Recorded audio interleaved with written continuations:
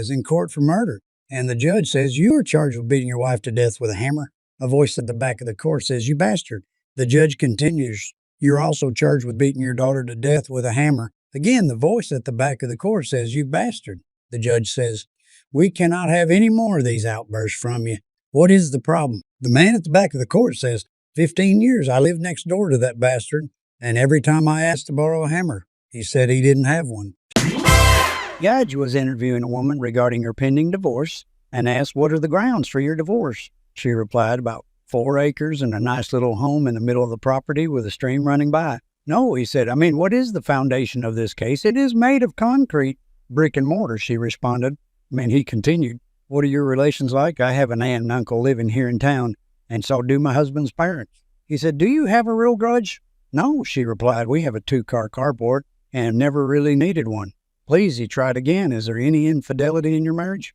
Yes, both my son and daughter have stereo sets. We don't necessarily like the music, but the answer to your questions is yes. Ma'am, does your husband ever beat you up? Yes, she responded, about twice a week he gets up earlier than I do.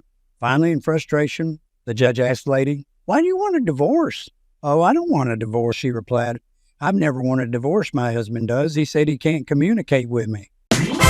A blonde heard that baths in milk would make her beautiful. He left a note for her milkman to leave 25 gallons of milk. When the milkman read the note, he felt there must be a mistake. He thought she probably meant 2.5 gallons. So he knocked on the door to clarify the point. The blonde came to the door and the milkman said, I found your note asking me to leave 25 gallons of milk. Did you mean 2.5 gallons? The blonde said, no, I want 25 gallons. I want to fill my bathtub up with milk and take a milk bath so I can look young and beautiful again.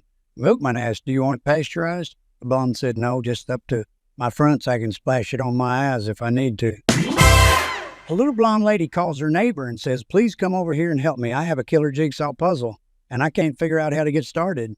Her neighbor asks, what is it supposed to be when it's finished? The little silver-haired lady says, according to the picture on the box, it's a rooster. Her neighbor decides to go over and help with the puzzle. She lets him in and shows him where she has the puzzle spread all over the table. He studies the pieces for a moment, then looks at the box, then turns to her and says, first of all, no matter what we do, we're not going to be able to assemble these pieces into anything resembling a rooster. He takes her hand and says, secondly, I want you to relax. Let's have a nice cup of tea.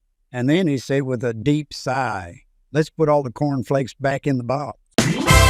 While teaching religion class one morning, Sister Bridget was speaking to her 3rd grade class, and she asked the question, when you die and go to heaven, which part of your body goes first? Susie raised her hand and said, I think it's your hands. Why do you think it's your hands? Susie, said Sister Susie replied, because when you pray, you hold your hands together in front of you, and God just takes your hands first. What a wonderful answer. The nun said.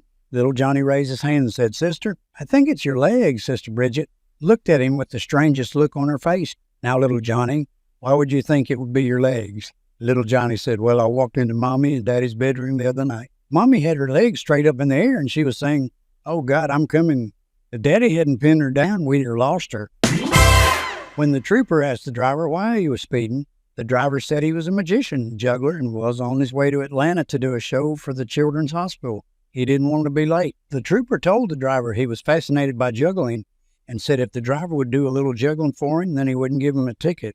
He told the trooper he had sent his equipment ahead and didn't have anything to juggle. The trooper said he had some flares in the trunk and asked if he could juggle them. The juggler said he could. So the trooper got 5 flares, lit them, and handed them to him. While the man was juggling, a car pulled in behind the state trooper's car. A drunken good old boy from Byron got out, watched the performance, then went over to the trooper's car, opened the rear door, and got in.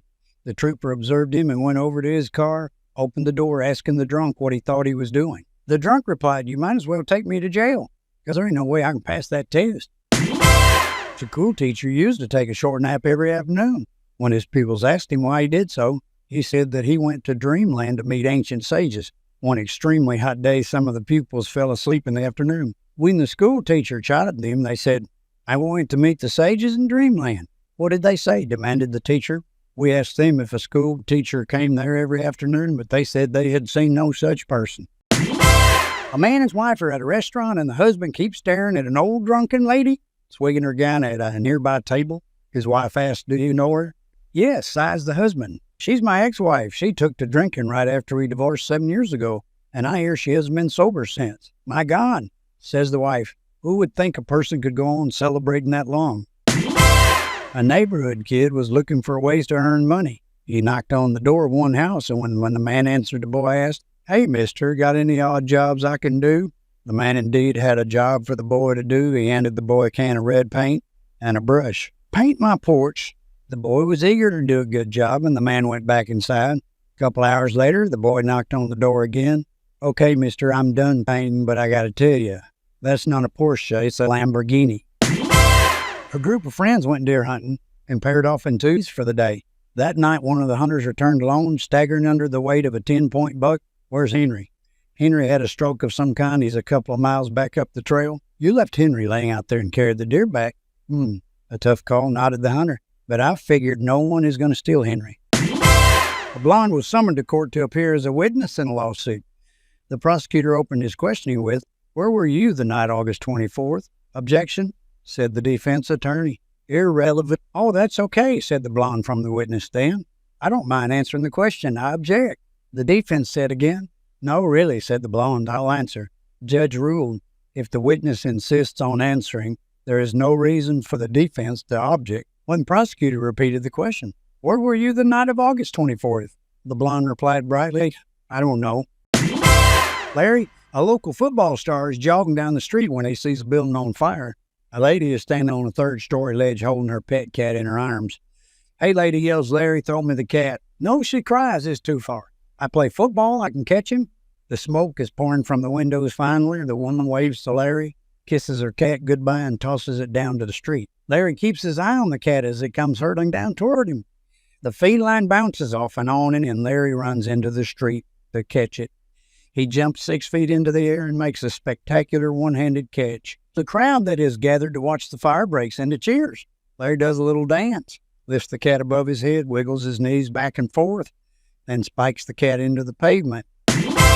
Christmas was coming, and little Johnny's mom and dad took him to the mall to see Santa Claus. Johnny walked up and sat on Santa's lap and said, "Santa, for Christmas, I want a goddamn new baseball bat, and I want it to be put under my game bed.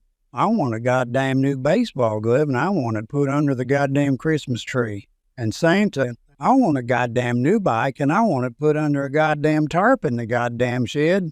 Santa, in complete shock, pulled little Johnny's parents aside and said, "In all my years, I have never seen a little boy with such a foul mouth." His parents replied, "We know, but we have no idea what to do about his behavior. We've tried everything." Santa thought about it and said, "Here's what we'll do to teach him a lesson. Every place that Johnny asks for a present, we'll put a pile of dog poop." The parents agreed to try Santa's plan. On Christmas morning, little Johnny woke up and immediately looked under his bed. Seeing the pile of poop, he ran downstairs to the Christmas tree and checked underneath. Finding another pile of poop under the tree, he ran out the door and threw open the shed door. Finding the tarp in the shed, he quickly pulled back the tarp and found yet another pile of poop. Johnny walked out of the shed and started looking all around the yard. After a while, his parents asked him sarcastically, "So, little Johnny, what did you get for Christmas?" Without missing a beat, Johnny looked at his parents and said, "I think I got a goddamn dog, but I can't find the motherfucker."